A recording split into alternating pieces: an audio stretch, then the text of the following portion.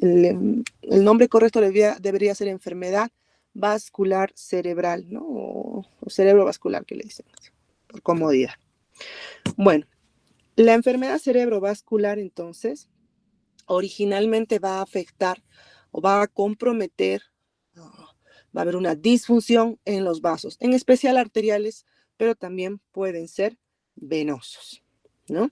Y la clasificación de la enfermedad cerebrovascular favorece en porcentaje, más o menos 80% de toda la enfermedad cerebrovascular es la enfermedad cerebrovascular isquémica, el infarto del sistema nervioso. Otros nombres, stroke isquémico, ¿no? O también el famoso, aquí se le dice, ¿no? Accidente isquémico transitorio o ataque isquémico transitorio también, ¿no?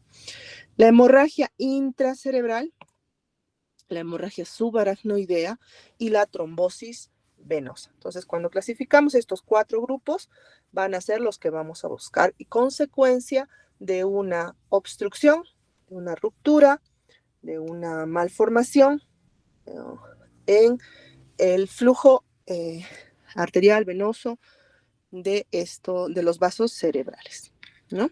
Entonces, el infarto cerebral, ¿no? El infarto, la isquemia cerebral, clásicamente vista así, ya habíamos dicho, en la imagen tomográfica, hipodensidad córtico-subcortical en cuña, la hemorragia, que en la tomografía clásicamente hiperdensa, ¿no? La diferenciación es muy, muy fácil entre isquémico y hemorrágico, ¿no? Las hemorragias subaracnoideas, como esta, ¿no? Que van a localizarse, sería la ruptura de un vasito, pero en el espacio subaracnoideo, que generalmente se extiende por el flujo del líquido cefalorraquídeo hacia el resto de estructuras que cubre donde hay líquido cefalorraquídeo, ¿no? Y la trombosis venosa, que suele ser una obstrucción por un coágulo, ¿no? En relación a diferentes patologías, sobre todo trastornos de coagulación que van a propender a la formación de un trombo en la circulación del sistema venoso, ¿no? Entonces, por su prevalencia nos interesa en especial el infarto del sistema nervioso cerebral, sistema nervioso central, perdón, que hace un rato Ariadna nos ha mostrado un pacientito, ¿no? Entonces, nuestras estadísticas son variables, ¿no? Cuando sacamos estadísticas hospitalarias, ¿no? El SB isquémico casi equipara al SB hemorrágico, dado que a los hospitales, sobre todo hospitales nivel 3, los pacientes con SB hemorrágico pues acuden con más facilidad que los SB isquémicos, sobre todo si son de vaso pequeño. El SB isquémico, el stroke isquémico de vaso pequeño, a veces da síntomas pues muy, muy discretos y el paciente no acude, ¿no? Entonces, estos pacientes o se tratan ambulatoriamente o tienen diagnósticos tardíos. Bueno, enfocándonos ya en el SB isquémico, las causas son variables, pero habíamos dicho que esta enfermedad en especial va a estar incluida dentro de la enfermedad aterosclerótica sistémica. De aquí que tenemos un alto porcentaje de pacientes con etiología aterosclerótica. Si nosotros sacamos estadísticas hospitalarias, y por si acaso ya hay tesis en la facultad, en las estadísticas hospitalarias, la primera causa de SB isquémico es aterosclerótica, ¿no? Y la enfermedad de vaso pequeño, que en realidad comparte con la aterosclerosis la etiología más frecuente. Si sumamos estas dos, pues quizás expliquen aproximadamente la mitad de los casos. La etiología cardioembólica y en especial la fibrilación auricular, ¿no?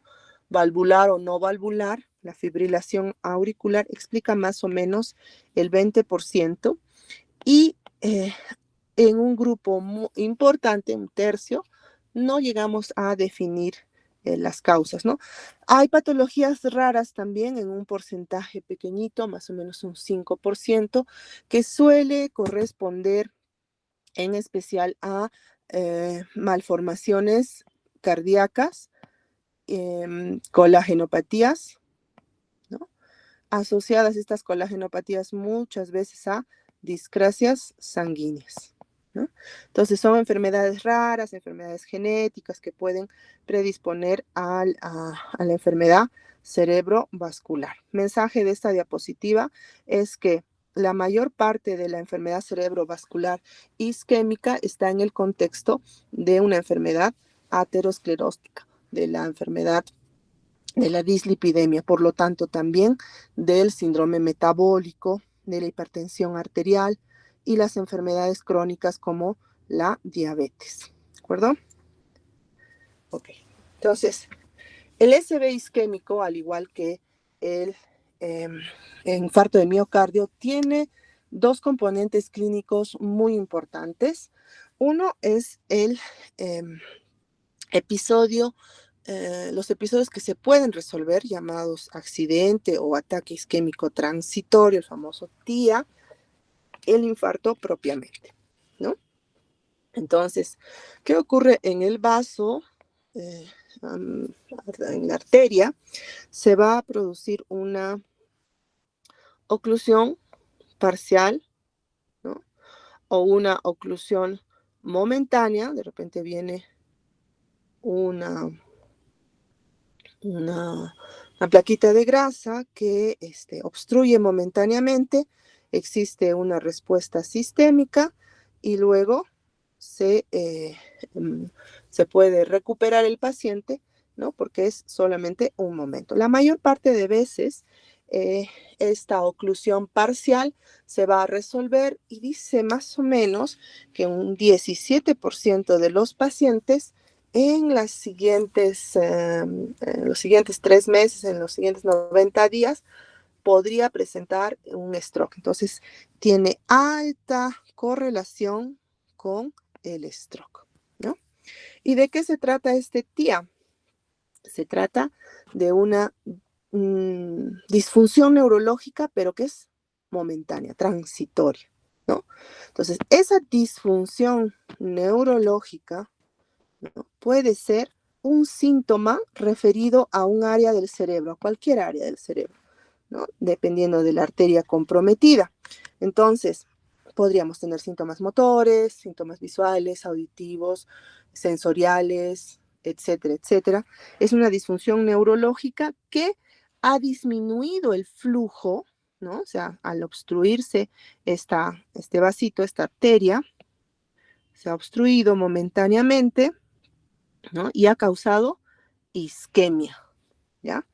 Ojo con esto, ha causado isquemia, pero no necrosis, ¿no? Entonces ha causado isquemia, ha habido una respuesta sistémica, de repente ha incrementado la presión. ¿Y qué ha pasado? El flujo se ha recuperado, ¿no? El flujo se ha recuperado en esa zona y el paciente vuelve a su estado basal, ¿no?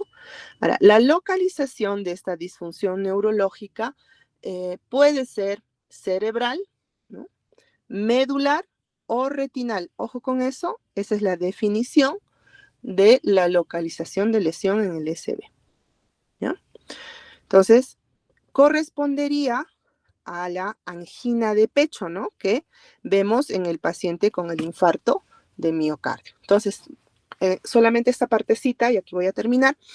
El TIA es un episodio breve en el que se desata una respuesta que va a permitir que ese vaso obstruido se reperfunda sin asistencia médica, ¿no? Y los síntomas pueden ser cerebrales, medulares o retinales. Entendiendo esto, ¿no? Vamos a definir infarto cerebral. Entonces, en el infarto cerebral también hay una disfunción neurológica, pero causada por necrosis, ¿no? En el que ya ha pasado un tiempo y se ha producido necrosis del tejido, que es lo que estamos viendo acá. En la primera diapositiva que presentó Ariadna, no se veía la necrosis. En la segunda ya se veía la necrosis en el territorio de la cerebral media. Había este signo de la cuerda en la primera y bueno, esto ya estaba con el infarto establecido acá. Pero esto lo ha mostrado Ariadna muy bonito. ¿Qué tenemos acá? Una cerebral media hiperdensa, blanca, signo de la cuerda, le dicen. ¿Y esto es por qué? Porque hay una obstrucción y entonces la sangre se logra ver aquí, ¿no? Probablemente el coágulo ha estado aquí, ¿no? Entonces, en este paciente con infarto cerebral va a haber una disfunción neurológica causada por infarto, por necrosis de ese tejido, que puede ser en cerebro, médula o retina, ¿no? Y con las consecuencias y la discapacidad secundaria que va a haber. Signos y síntomas dependerán de la localización de la lesión. ¿De acuerdo? ¿Preguntas respecto a esta definición? Sí, doctor.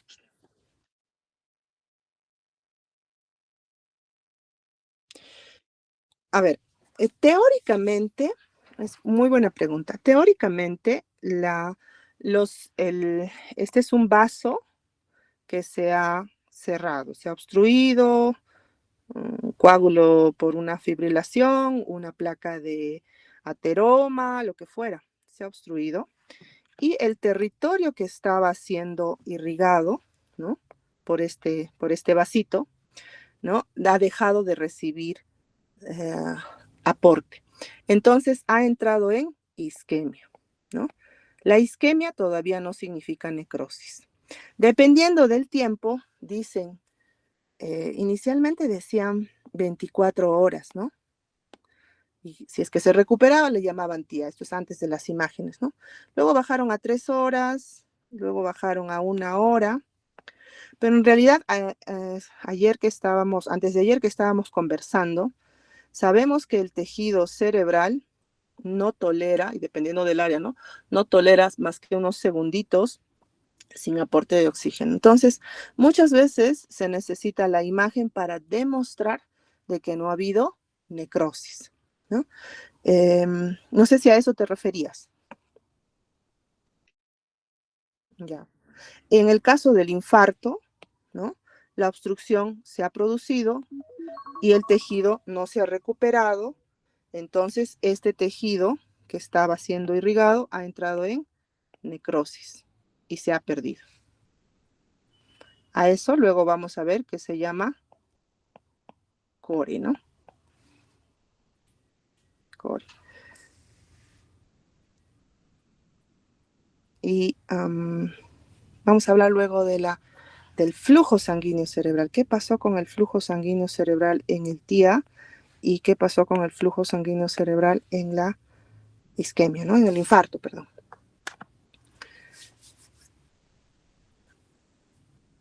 Muy bien. ¿Alguna pregunta más? ¿O algún comentario? Parece que no. Excelente. Gracias, Neysan.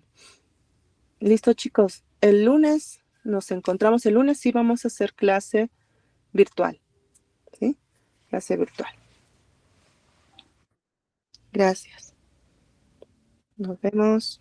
Chao, chao. Gracias, doctora. Chao. Chao, chicos.